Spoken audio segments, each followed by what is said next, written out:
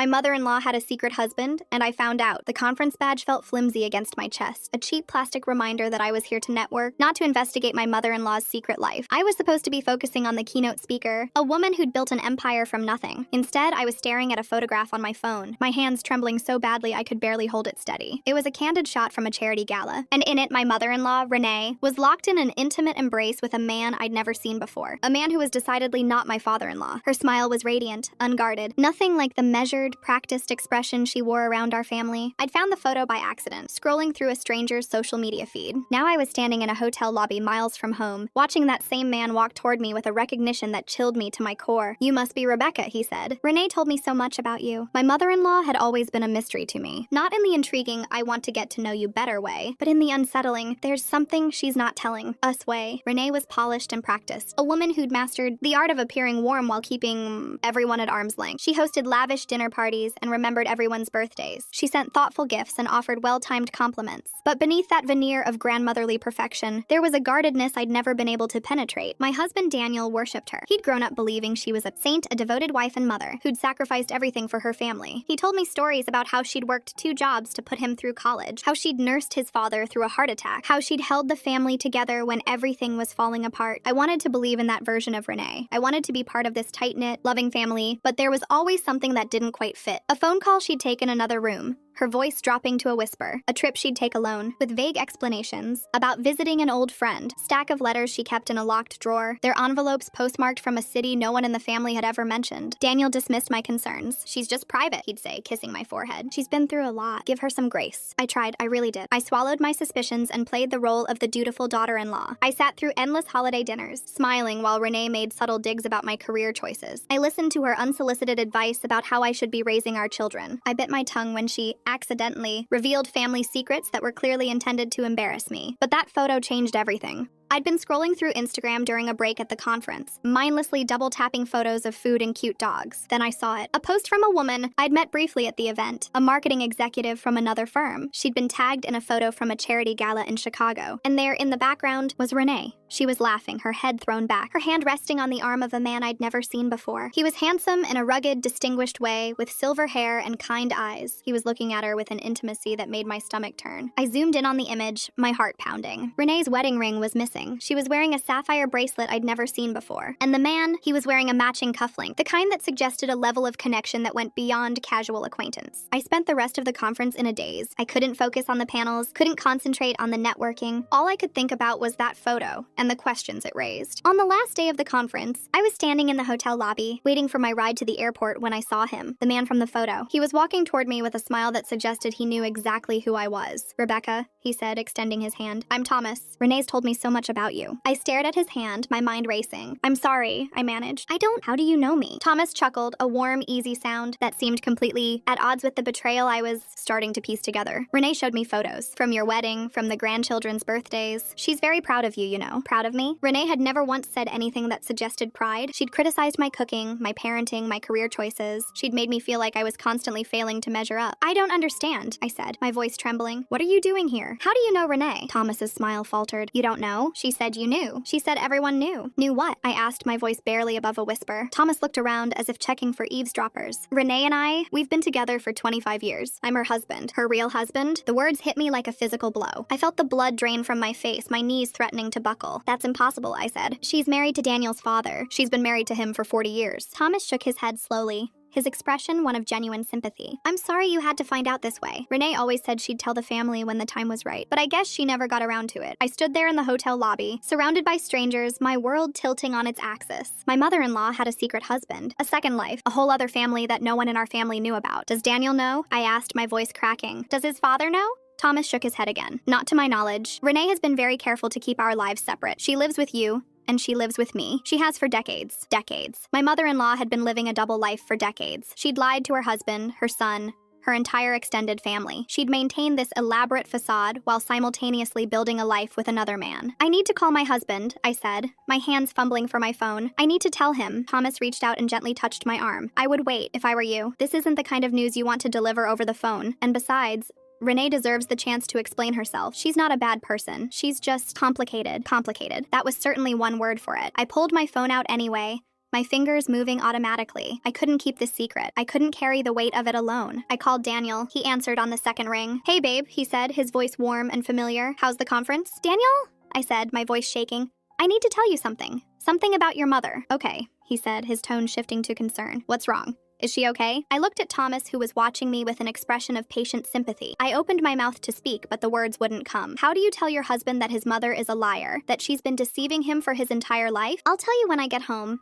I said finally. "It's not something I can say over the phone." "Rebecca, you're scaring me," Daniel said. "Just tell me, is she sick? Did something happen?" "No," I said, my voice breaking. "She's not sick. She's been lying to us, to everyone. And I just met her other husband." There was a long silence on the other end of the line. Then Daniel laughed, a hollow, disbelieving sound. "Her other husband? That's not funny, Rebecca. That's not even a little bit funny." "I'm not joking," I said. "I'm standing in a hotel lobby right now, and I'm looking at a man who says he's been married to your mother for 25 years. The silence stretched between us, heavy and suffocating. I could hear Daniel breathing on the other end of the line, could hear the confusion and fear in his voice when he finally spoke. "I'm coming to get you," he said. "We're going to figure this out together. Just stay where you are. Don't talk to anyone else. Don't say anything to my mother." I agreed, and we hung up. I looked at Thomas, who was still standing there waiting. "She doesn't know I'm here," he said quietly. "I was supposed to be at a business meeting, but when I saw you, I couldn't help myself. I had to meet you. She talks about you all the time, you know, about how much she loves you and Daniel and the children." I laughed, and it came out bitter and broken. "She has a funny way of showing it." Thomas nodded, his expression pained. "I know. She's not perfect, but she's a good person, Rebecca. She made a choice a long time ago, and she's been living with it ever since. I'm not asking you to forgive her. I'm just asking you to hear her out." I didn't respond. I couldn't. My mind was still reeling, still trying to process the enormity of what I'd just discovered. My mother-in-law had a secret husband, a whole other life, and I was the one who'd uncovered it. Daniel arrived at my hotel 3 hours later. He'd driven through the night, breaking every speed limit to get to me. His face was pale, his eyes red-rimmed from exhaustion, and when he stepped out of the car, I could see the tremble in his hands. "Is it true?" he asked, his voice hoarse.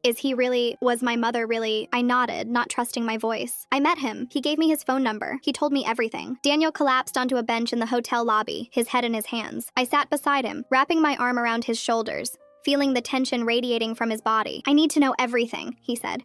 "Every detail. Don't spare me." So I told him. I told him about the photo I'd found on Instagram. I told him about Thomas, the man who'd introduced himself as Renee's real husband. I told him about the decades of secrecy, the double life, the elaborate lies that had been woven to keep everyone in the dark. Daniel listened in silence, his expression shifting from disbelief to anger, to a kind of hollow grief I'd never seen on his face before. When I finished, he didn't speak for a long time. He just sat there, staring at the floor, his hands clasped so tightly his knuckles were white. "She lied to me," he finally said. "My whole life she lied to me. About everything." "I know," I said softly. "I'm so sorry, Daniel." He shook his head, a bitter laugh escaping his lips. "All those years, I thought she was a saint. I thought she'd sacrificed everything for me, for our family, and it was all a lie. It was all just a performance." I didn't know what to say. There were no words that could make this better, so I just held him, letting him process the betrayal in his own time. When he was ready, we made a decision. We were going to confront Renee, together. We were going to give her the chance to explain herself, to tell her side of the story. Then we were going to decide what to do next. We drove back to our city in silence. The radio was off, the windows were up, and the only sound was the hum of the engine and the occasional sigh from Daniel. I watched the landscape blur past, my mind churning with questions. How had Renee kept this secret for so long? How had she managed to maintain 2 separate lives without anyone finding out? And what kind of person could do that to their family? The house was dark when we arrived. Renee was expecting us. I'd called ahead, telling her we needed to talk. She'd agreed, her voice calm and measured, as if she already knew what was coming. We found her in the living room, sitting in her favorite armchair, a cup of tea cooling on the table beside her. She looked composed, almost serene, like a queen awaiting her subjects. "Daniel," she said, rising to embrace him. "Rebecca, I'm so glad you're home. I've been so worried." Daniel stepped back, avoiding her embrace. "Don't," he said, his voice cold. "Don't pretend like everything's fine." Renee's smile faltered. "What's going on? What's happened?" "I met Thomas," I said, watching her face. "At the conference. He introduced himself as your husband. Your real husband." The color drained from Renee's face. For a moment, she looked like she might faint. Then she sat down heavily in her chair, her composure crumbling. "I see," she said quietly. "So you know." "Yes," Daniel said, his voice tight. "We know. We know everything. About him, about the double life, about the decades of lies." Renee closed her eyes and a single tear slipped down her cheek. "I was going to tell you," she said. "I was going to tell you when you were older, but there was never a right time. There was never a good moment." "A good moment?" Daniel repeated, his voice rising. "When would have been a good moment, Mom? When I was planning my wedding? When your grandchildren were born? When Dad had his heart attack and you were pretending to be the devoted wife?" "I never pretended," Renee said, her voice cracking. I loved your father. I still love him. But I also loved Thomas. I've loved him for 30 years. 30 years, Daniel repeated, shaking his head. 30 years of lying, 30 years of cheating, 30 years of pretending to be someone you're not. Renee stood up, her hands trembling. You don't understand. You don't know what it was like. Your father, he was a good man, a kind man, but he was never the love of my life. I met Thomas before I met him. We were engaged, but my parents didn't approve, and I was young and scared, and I gave in to their pressure. I married your father, and I thought I'd made the right choice, but I never stopped loving Thomas, and when he found me again, I couldn't say no. So you had an affair, I said, my voice flat. For 30 years, you built a second life behind your husband's back. I did what I had to do to survive, Renee said, her eyes flashing with a defiance I'd never seen before. I loved your father. I took care of him. I gave him a family, but I also loved Thomas, and I needed him too. I couldn't be without either of them, so I made a choice to have both. A choice, Daniel repeated, his voice hollow. You made a choice to deceive everyone around you, to lie to your husband, your son, your entire family, and now you're acting like you're the victim? I am a victim, Renee said, her voice rising. I'm a victim of circumstance, of my own heart, of a life I never wanted but couldn't escape. I stood up, my patience finally snapping. You're not a victim, you're a liar, and I don't know if I can ever forgive you for what you've done. Renee looked at me, and for the first time, I saw genuine regret in her eyes. I never meant to hurt anyone, she said. I never meant to hurt you, Rebecca. I know we've had our differences. I know I haven't always been the mother-in-law you wanted, but I love you. I love my son. I love my grandchildren. And I'm so sorry for all of this. Sorry isn't enough, Daniel said, his voice breaking. Sorry doesn't fix 30 years of lies. Sorry doesn't undo what you've done to our family. Renee sank back into her chair, her face crumpling. What do you want me to do? What can I possibly do to make this right? I looked at Daniel. He looked back at me. And in that moment, we made a decision that would change everything. You're going to tell Dad, Daniel said, his voice steady. You're going to tell him the truth. And then we're going to figure out what happens next. Renee nodded slowly, her face pale. I'll do it. I'll tell him. Just give me a few days. Let me prepare myself. Tomorrow, Daniel said, his tone leaving no room for argument. You're going to tell him tomorrow, and I'll be there when you do. Renee looked like she was going to argue, but something in Daniel's expression made her think better of it. She nodded again, her shoulders sagging with defeat. I'll do it, she whispered. I'll tell him tomorrow. The next morning, we gathered in the living room of my in-laws' house. It was a beautiful room, filled with family photographs and mementos from decades of shared history. Every piece of furniture, every knickknack, every framed picture told a story, or so I'd thought. Now I looked at those photographs and saw only the lies they represented. My father-in-law, Arthur, sat in his favorite armchair, looking confused and concerned. He was a kind man, gentle and patient, the kind of person who would never suspect his wife of betrayal. His health had been fragile ever since the heart attack, and I worried about the impact this revelation would have on him. Daniel stood by the window, his arms crossed, his face a mask of cold determination. I sat on the couch, my hands clasped tightly in my lap, my heart pounding. Renee stood in the center of the room, her hands trembling. She looked older than I'd ever seen her, her carefully maintained composure finally shattered. Arthur, she began, her voice barely above a whisper. I need to tell you something. Something I should have told you a long time ago. Arthur looked up at her, his brow furrowed. What is it, dear? You look pale. Are you feeling all right? Renee shook her head, tears streaming down her cheeks. No, I'm not all right. I haven't been all right for a very long time. She took a deep breath, and then she told him everything. About Thomas. About the 30-year affair, about the second life she'd been living behind his back. She spoke in a monotone, her words tumbling out in a rush, as if she was afraid she'd lose her nerve if she stopped. Arthur listened in silence, his expression shifting from confusion to disbelief to a kind of wounded horror that made my heart ache. When Renee finished, he didn't speak. He just sat there, staring at her, his face pale and drawn. 30 years, he finally said, his voice cracking. You've been lying to me for 30 years. I'm so sorry, Renee sobbed. I'm so sorry, Arthur. I never meant to hurt you. I love you. I've always loved you, but I loved him too, and I couldn't— You couldn't what? Arthur interrupted, his voice rising. You couldn't just tell me the truth? You couldn't give me the chance to make my own decisions about my own life? Renee shook her head, her tears falling freely. I was scared. I was scared of losing you, of losing the family, of being alone. Being alone, Arthur repeated, a bitter laugh escaping his lips. You were scared of being alone? So you decided to lie to me for 3 decades? You decided to betray me in the worst possible way? Daniel stepped forward, his voice steady but cold. Dad? We're here for you. Whatever you need, we're here. Arthur looked at his son, and I saw the devastation in his eyes. I don't know what I need, he said. I don't even know what's real anymore. I rose from the couch and walked over to him, kneeling beside his chair. I'm so sorry, Arthur, I said softly. We should have found out sooner. We should have protected you. Arthur shook his head. This isn't your fault, Rebecca. It's hers. She's the one who did this. She's the one who destroyed our family. Renee collapsed onto the floor, her sobs filling the room. "I'm so sorry," she repeated. "I'm so sorry. Please, Arthur, please, give me a chance to make things right." Arthur looked down at her, and I saw a flicker of something in his eyes. Not forgiveness. That would take time if it ever came, but something else. A glimmer of the love he'd felt for her for so many years. "I need time," he said finally. "Time to think, time to process. I can't make any decisions right now. I can't even look at you." Renee nodded, her face buried in her hands. "I understand. I'll do whatever you need. I'll move out. I'll go stay with Thomas. Whatever you need." Arthur closed his eyes, and when he opened them, they were filled with tears. "No," he said quietly. "You're not going to run away from this. You're going to face it. We're going to face it together. That's what a family does."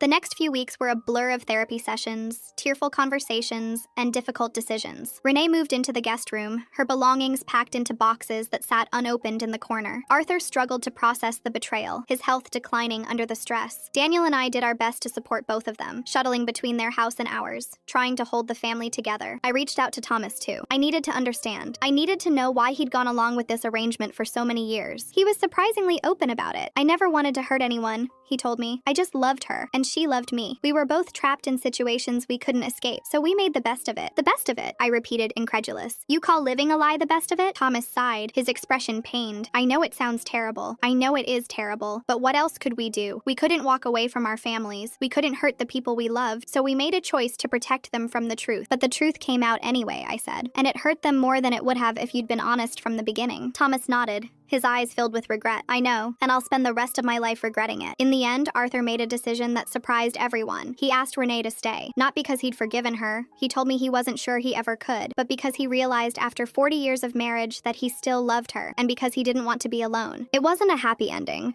It wasn't a clean resolution. It was messy and complicated and painful, but it was real. Renee agreed to individual therapy. She agreed to marriage counseling with Arthur. She agreed to tell the rest of the family the truth, no matter how difficult it was. And Thomas, he stepped back. He gave Renee the space she needed to work on her marriage. He told me he'd always love her, but that he understood she needed to focus on the life she'd built with Arthur. I struggled to process everything. I'd always thought of Renee as the villain in my story, the cruel mother-in-law who'd made my life difficult. But now I saw her as something more complicated, a flawed, broken woman who'd made terrible choices, but who was also a victim of her own heart. "Are you okay?" Daniel asked me one night after we'd put the children to bed. I shook my head. I don't know. I don't know if I'll ever be okay with any of this." Daniel wrapped his arms around me, pulling me close. "I know. Me neither, but we're going to get through it, together." I leaned into him, grateful for his strength. "I love you," I said. "I'm so grateful for you." Daniel kissed the top of my head. "And I'm grateful for you, for always having my back, for helping me navigate all of this." We didn't have all the answers. We didn't know what the future held for Renee and Arthur, or for Thomas, or for our family. But we knew one thing for certain. We were in it together, and that was enough.